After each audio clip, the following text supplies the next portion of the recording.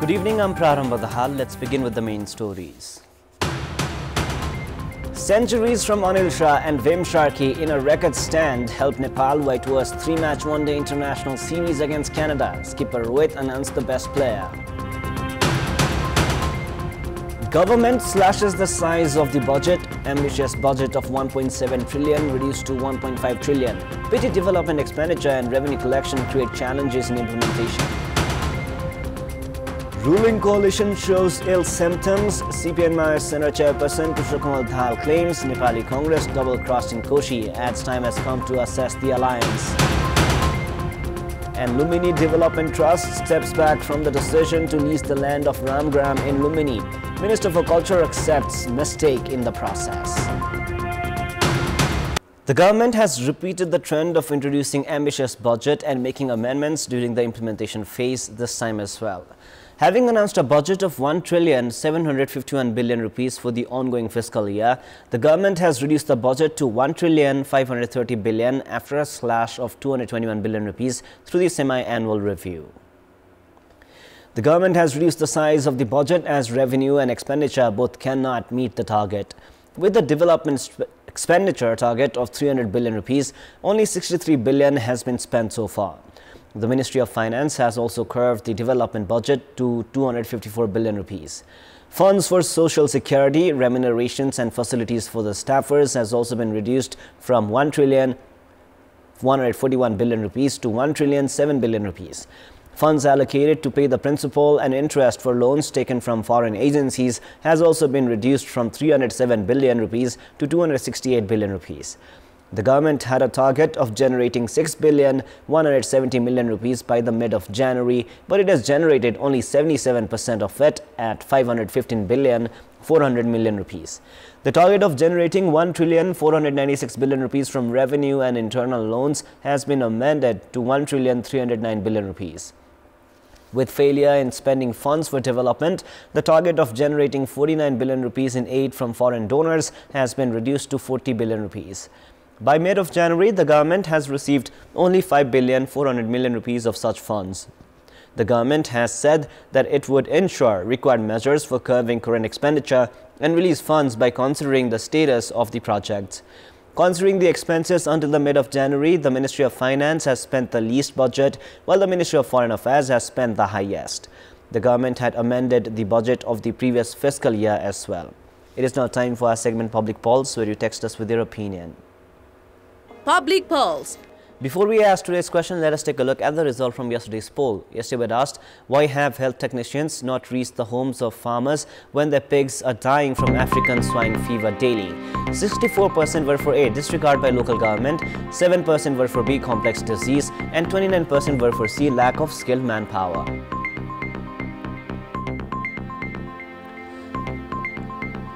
And here is our today's question. What do you term the trend of introducing ambitious budget but making reductions during implementation?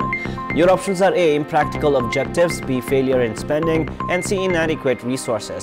The voting is on. Type NEWS, select your option A, B or C and send it to 34001 to share your opinion with us.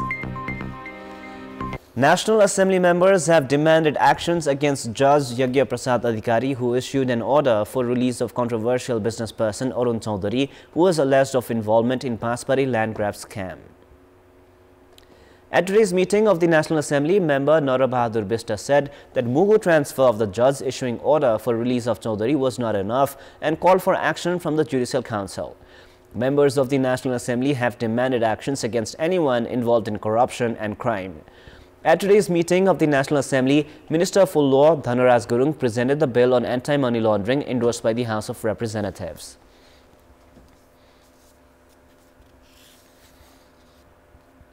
CPNMI Center Chairperson and Prime Minister Pushpakumar Dhal has said that Nepali Congress had double-crossed the party in Koshi province. Saying that Nepali Congress had not implemented the decision of the ruling coalition in Koshi, Prime Minister Dhal said that time had come to assess collaboration with Nepali Congress. Answering the questions raised by the party members at the Central Committee meeting of CPNMI Center, Dhal said that the party's candidate had lost the National Assembly election in Koshi province after the public representatives of Nepali Congress had crossed the floor. Dhal said that the move could not be taken as a positive omen. He also directed the central members to prepare with the objective of contesting the upcoming election alone. He also stated that he was not an obstacle in the transfer of generation inside the party. Prime Minister Dahal said that he would not step back from providing opportunity to new faces if the cadres of the party want it. The two-day-long Central Committee meeting of CPN Maha Center has decided to conduct a nationwide campaign. Concluding the 4-month campaign was a success, the meeting also decided to prepare criteria for assessment of cadres. The Central Committee meeting was held as a preparation for the Statute Convention. The Statute Convention begins tomorrow. In our Public Voice segment, we've asked how they take the journey of Maoists from their armed revolution until now. Let us now take a look at what they had to say.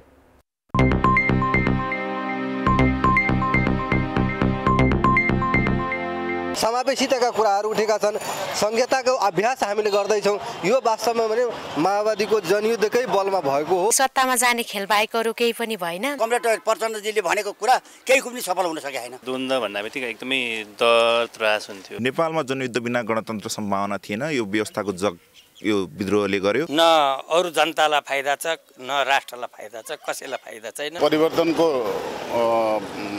साधकको रूपमा लिएको थियो जनयुद्धलाई जुन उद्देश्य जुन जनयुद्ध थालिएको थियो त्यो उद्देश्य पूरा हुन सकेको छैन यसले चाहिँ केही साथीहरुलाई चाहिँ निराशा गराएको छ अहिले जनताका अपेक्षाहरु पूरा नभएको हुनाले अर्थहीन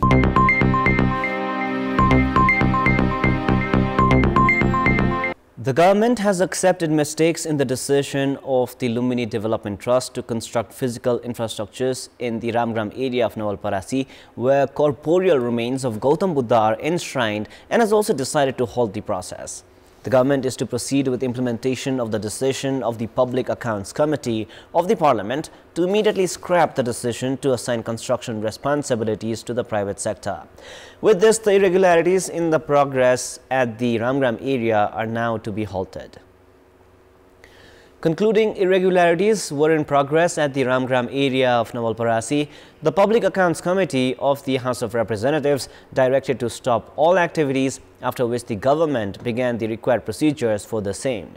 Accepting the mistakes identified by the Parliamentary Committee, Minister for Culture, Tourism and Civil Aviation, who is also the chairperson of the Lumbini Development Trust, informed about proceeding with the scrapping of the agreement.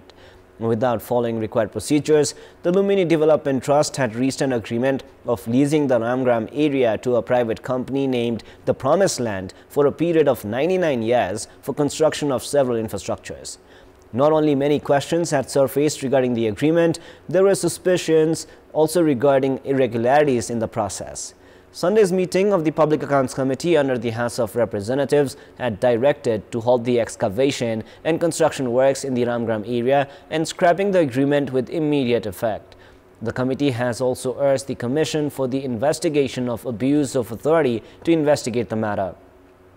Meanwhile, the project presented by the Lumbini Development Trust remains to be approved by the government. According to the trust, as the Parliamentary Committee has already issued a directive, the government now holds the right to reach a decision. At a time when a joint meeting between workers and the sending countries is ongoing in Abu Dhabi, United Arab Emirates, victims of foreign employment scammers have been thronging the office of the Department of Foreign Employment in Kathmandu on a daily basis.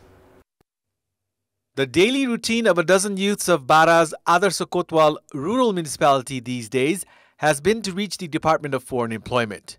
After a local agent promised of sending them to Malaysia through Bhandari manpower and ran away with their 1.7 million rupees, they have come to Kathmandu in an effort to retrieve their money. Crowds of youths have been thronging the Department of Foreign Employment with complaints, including having to remain unemployed even after reaching the destination country, not given the job as agreed, and companies not providing salaries. More than 2,000 Nepali nationals leave the country for foreign employment on a daily basis.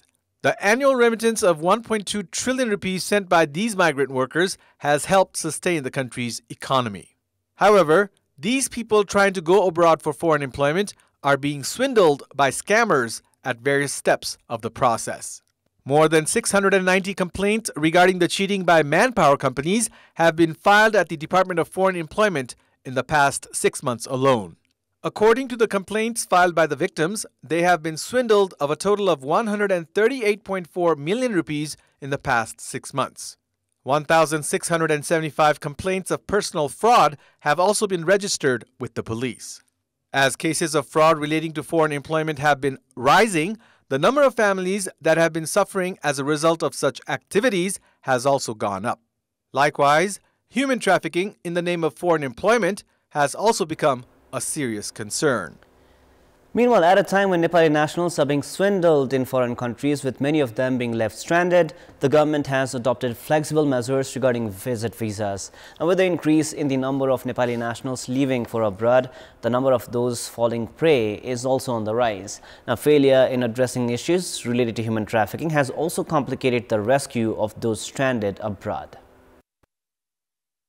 Criminal groups have been abusing the foreign aspirations and compulsion of Nepali nationals.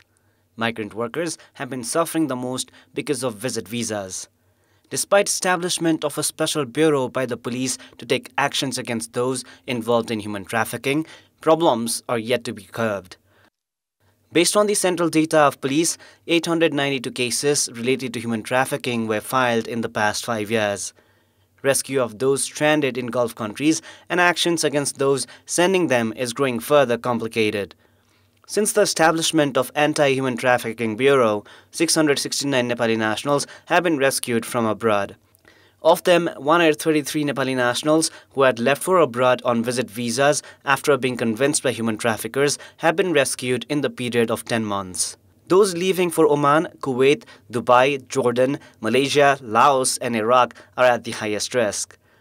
In the past few years, Chinese criminal groups have been taking Nepali nationals to Myanmar for call center-related works before leaving them stranded.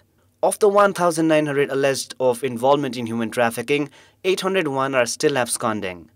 Police have said that inadequate laws related to human trafficking have led to complications in curbing the crime.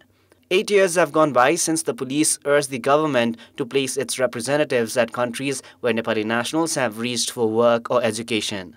Police headquarters has been making appeals to have their representatives at embassies of Nepal at countries including Malaysia, the United Arab Emirates and Spain among others.